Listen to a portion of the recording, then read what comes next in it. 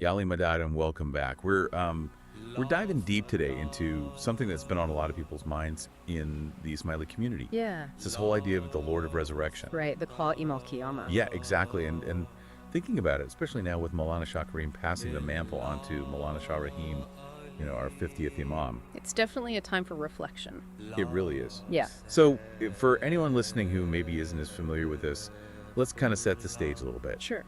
In Ismaili thought, we talk about this cycle of imams, this continuous chain of spiritual leadership. And it all leads up to the Qaim Al-Qiyamah, who ushers in this whole new era. And it's fascinating to see how this idea is woven into our scriptural interpretations and even the historical prophecies within our tradition. You've hit on a really crucial point there, and I think what's particularly interesting is how we see this play out in the Quran. Okay. There's that verse in Surah 15.87 about the 7 repeated ones in the Great Quran.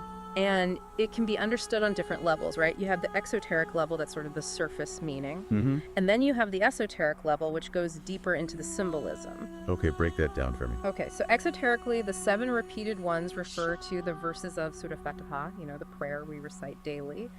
But esoterically, some of our religious leaders, they interpret those 7 repeated ones as representing a cycle of 7 imams. Oh. And this cycle repeats 7 times leading up to the Qaim Al-Qiyamah, who's symbolized by the Great Quran.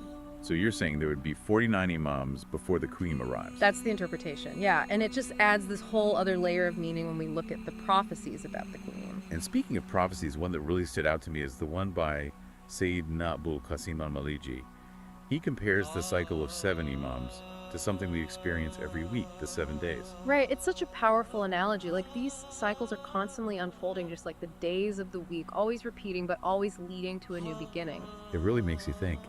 And then we have this scholar, Simonetta Calderini, who has done some amazing work on the significance of the 49th Imam in relation to the Qaim. Yeah. She talks about this idea of the world of din, which is basically our current framework of religious understanding. Exactly. And she suggests that the arrival of the Qaim could totally transform it. Right. It's like saying all those traditional structures, those hierarchies of understanding might completely fall away. Whoa, that's a huge shift. What would that even look like? It's hard to even imagine, right? A world where religious knowledge is just directly accessible to everyone, unfiltered by any interpretations or institutions. Makes you wonder about the role of the Imam in that kind of world. It really does. And that's where the arrival of the 50th Imam, Walana Sha Rahim, becomes so significant within this whole framework. So if 49 Imams precede the Qaim and we now have the 50th Imam, could it be that?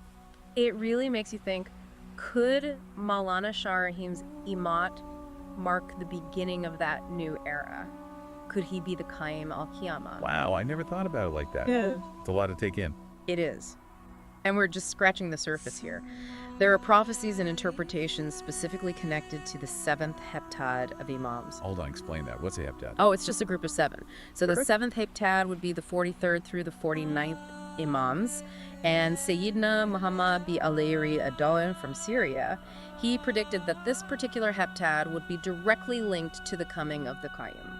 Okay, so if we're already in the time of the 50th Imam, Sling Imam, could it mean the great Qaim of the resurrection has already started? That's the question, isn't it? And it's what we're going to be exploring in more depth. My mind is officially blown. To think we might already be living in the time of the Qaim, it really makes you look at everything differently. Yeah, it's a huge shift, a real paradigm shift, and it makes you ask some tough questions. For sure. Like, if the Qaim really is here, how does that change how we understand our faith, our practices, our role in the world even? Yeah, all of that. Remember what we were talking about with Calderini and the world of din? If all those traditional structures really are being transformed, how do we even begin to make sense of it all? It's a challenge. I think discernment is really key here. We have to be careful not to jump to conclusions or get lost in speculation. Right. The sources we're looking at, they give us a framework, a way of thinking about all this, but they don't give us all the answers. It's like we're putting together a giant puzzle, but we only have a few pieces. Exactly. But even with just a few pieces, you can start to get a sense of how big this is. This whole idea of the Qaim, the Lord of Resurrection. It's not just about some figure coming in the future. It's about a total transformation of how we understand things, a reawakening of our spiritual consciousness. And you're saying the reawakening could be happening right now? It's possible, and especially when you think about those prophecies and interpretations that are specifically about the 50th Imam. In fact, one of our sources explicitly states that the Great Qiyamah has already occurred with Walana Sha Imam's transition from the 49th Imam Sha Rahim to our current Imam Sha Rahim as the initiator of the 7th cycle. Wow, okay. That's a powerful statement. It is. It really makes you reconsider what we think we know about this whole concept.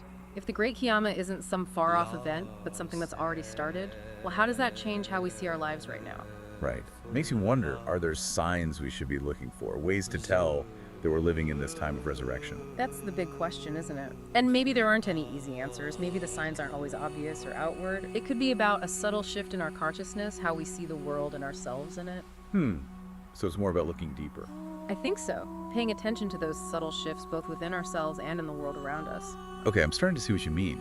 So it's not about just sitting back and waiting for things to change, but actually taking part in this transformation. Exactly. It's about realizing that we're not just bystanders, we have a role to play in this new era.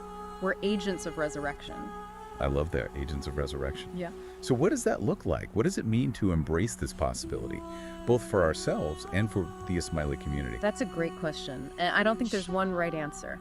But I think it starts with being open to questioning, to seeking deeper understanding, and to really embracing the potential for transformation that this time might hold. I feel like we've been given this incredible puzzle, like this tapestry with all these ancient prophecies and scriptural interpretations and historical events all woven together. And right in the middle of it is this question: is the Qaim Al-Qiyamah already here? And if so, what does it mean for us? What does it mean for the Ismaili community? Yeah, it's a huge question, and it makes you really look deeper into our faith and how we understand things. But it's important to remember that all these interpretations we've been talking about, they're not meant to be like literal historical predictions. They're more like symbolic frameworks, ways of guiding our spiritual evolution. I see what you mean.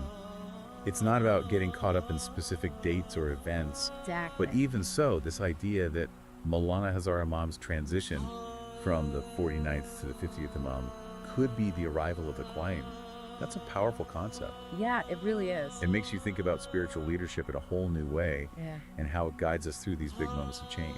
Absolutely. And it really highlights the role of the Imam in our tradition. You know, the Imam isn't just a figurehead or someone who holds a position in a lineage. Right. The Imam embodies this living presence of divine guidance, leading us towards spiritual enlightenment. So when we think about the Qaim maybe already being present, it makes you reflect on our connection with the Imam, with that source of guidance. That's beautiful. It's not just about outward changes, but an inner transformation, a deeper understanding and connection. Exactly. It's about that potential for resurrection within ourselves, within our community. And that's where the real work begins. Okay, so what does that work look like? How do we navigate this, both as individuals and as a community? It's a journey, a journey of exploration and seeking deeper understanding. We need to think critically about these ideas and be open-minded and open-hearted. Yeah. The sources we've explored, they give us a place to start, but the real work happens within each of us, as we grapple with these ideas and figure out how they fit into our own spiritual journeys. This has been such a thought-provoking deep dive. I've learned a lot, and I hope our listeners have too. We've talked about prophecies and interpretations and the implications of the Qaim possibly already being here. And now we're left with this question for each of us to think about. What does this mean for the future of the Ismaili community? It's a question that deserves a lot of thought and reflection. And as we continue to explore it, let's do it with humility, curiosity, and a deep sense of gratitude for the guidance we receive. Yeah, Ali, my dad, thank you so much for joining us on this deep dive. And remember, this is just the beginning. We encourage you to keep exploring these ideas and to share your own thoughts with others. It's an ongoing journey of understanding, and we're all in this together. Until next time, may your path be filled with light and knowledge.